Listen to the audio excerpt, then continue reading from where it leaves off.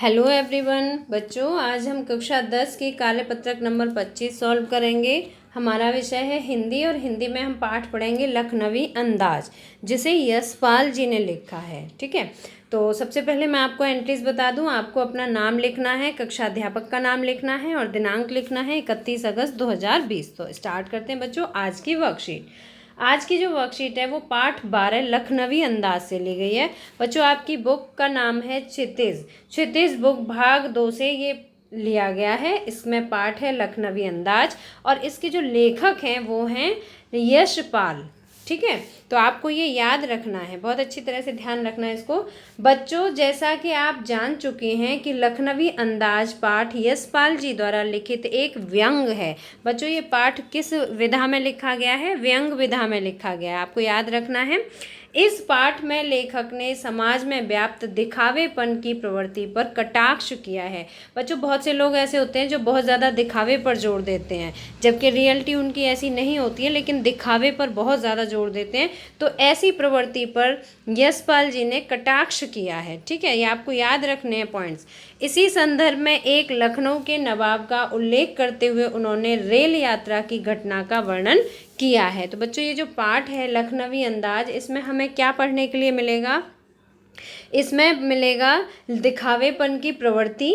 ठीक है, इस पे कटाक्ष जो किया गया है और इसके अलावा इसमें रेल घटना का वर्णन है। ये पॉइंट्स आपको बहुत अच्छी तरह से याद रखने हैं बच्चों। जब क्वेश्चन के आपको लॉन्ग आंसर्स लिखने होते हैं तो ये सभी पॉइंट्स आपकी हेल्प करते हैं, इसलिए सभी पॉइंट्स आपको बहुत अच्छी तरह से याद रहने चाहिए। इसी पाठ का एक अंश यहाँ दिया जा रहा है, इसे ध्यानपूर्वक पढ़िए और पूछे गए प्रश्नों के उत्तर लिखिए। ठीक है, यहाँ पर अब हम जो पैसेज में से जो इस चैप्टर से लिया गया अंश है उसे पढ़ेंगे। गाड़ी छूट रही थी। सेकंड क्लास के एक डिब्बे को खाली समझकर जरा दौड़कर उसमें चढ़ गए। कौन चढ़ गए? लेखक चढ़ गए। ठीक है, अनुमान के प्रतिकूल, मतलब जैसा लेखक ने अनुमान किया था, अनुमान लगाया था, ऐसा नहीं था। उसके प्रतिकूल डिब्बा निर्जन नहीं था, मतलब डिब्बा खाली नहीं था, भीड़ से भरा हुआ था। वो इस अनुमान से चढ़े थे कि शायद डिब्बे में जगह होगी, डिब्बा खाली होगा, रेलगाड़ी का डिब्बा, लेकिन ऐसा नहीं था। एक बर्थ पर एक लखनऊ के नवाबी नस्ल के एक सफ़ेदपोश सज्जन बहुत सुविधा से पालथी मारकर बैठे थे। मतलब कि जो रेलगाड़ी का डब्बा था उसमें एक लखनऊ के नवाबी नस्ल के, मतलब एक व्यक्ति थे, तो वो दिखावे पर ज़्यादा जोर देते थे। ठीक है, तो इस तरह के व्यक्ति थे और उनकी वेशभूषा कैसी थी? सफ़ेदपोश सज्जन थे, मतलब उन्होंने सफ़ेद रंग के कपड़े पहने हुए थे। वो अपनी सुविधा के अनुसार पालथी मारकर एक बर्थ पर, सीट पर बैठे हुए थे। सामने 2 ताज़े चिकने खीरे तौलिए पर रखे थे। डिब्बे में हमारे सहसा कूद जाने से सज्जन की आंखों में एकांत चिंतन में विघ्न का असंतोष दिखाई दिया। मतलब जैसे ही लेखक उस गाड़ी के डिब्बे में चढ़े तो उन्हें ऐसा लगा कि ये जो सफ़ेदपोश सज्जन जो बैठे हुए थे ये एकांत में बैठे हुए थे, बिल्कुल शांत चिंतन में थे और चिंतन में विघ्न का असंतोष दिखाई दिया। मतलब उन्हें फिर ऐसा लगा कि जैसे ये बिल्कुल एकांत में बैठे हुए हैं और अब हमने उनके एकांत को भंग कर दिया, लेखक के चढ़ने से उनका एकांत भंग हो गया हो, उन्हें ऐसा महसूस हुआ। सोचा हो सकता है यह भी कहानी के लिए सूझ की चिंता में हो सकता है जैसे लेखक सोच रहे थे कि अब हमें एक कहानी लिखनी है तो एक किसी रेल यात्रा का ही वर्णन लिख देंगे, तो लेखक ने सोचा कि हो सकता है वो व्यक्ति भी जो सीट पर बैठे हुए थे तो वो व्यक्ति भी किसी कहानी को लिखने के लिए कुछ सोच रहे हों।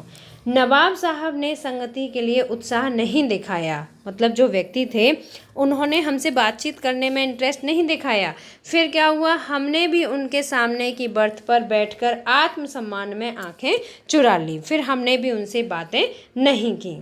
ठीक है, अब हम इस पर आधारित प्रश्नों के उत्तर पढ़ेंगे। पहले प्रश्न समझते हैं बच्चों। जब भी हम कोई वर्कशीट करते हैं हमें प्रश्न समझना बहुत ज़रूरी होता है।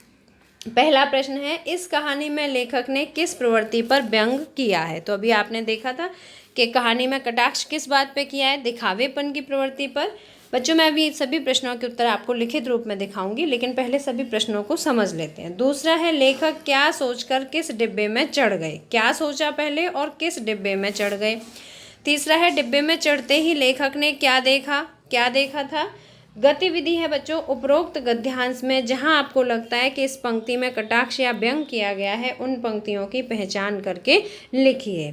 तो इस पैसेज में जो पंक्तियां ऐसी हैं जिनमें कि कटाक्ष किया गया है वो आपको लिखनी है। तो बच्चों मैं आपको प्रश्नों के उत्तर दिखाती हूँ।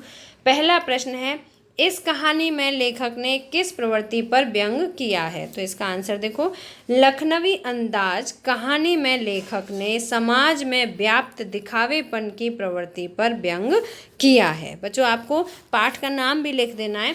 इस कहानी में मतलब कौन सी कहानी है, ठीक है। आपसे तो प्रश्न पूछा जा रहा है, आपको आंसर प्रॉपर देना है। लखनवी अंदाज कहानी में लेखक ने समाज में व्याप्त दिखावे की प्रवृत्ति पर व्यंग किया है। अब प्रश्न नंबर 2 पढ़ते हैं।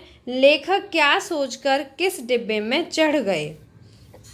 क्या सोचा था लेखक ने और किस डिब्बे में चढ़े? तो देखिए, लेखक रेलवे स्टेशन पर थे, गाड़ी छूट रही थी, लेखक रेलगाड़ी के सेकंड क्लास के एक डिब्बे को खाली समझकर उसमें चढ़ गए।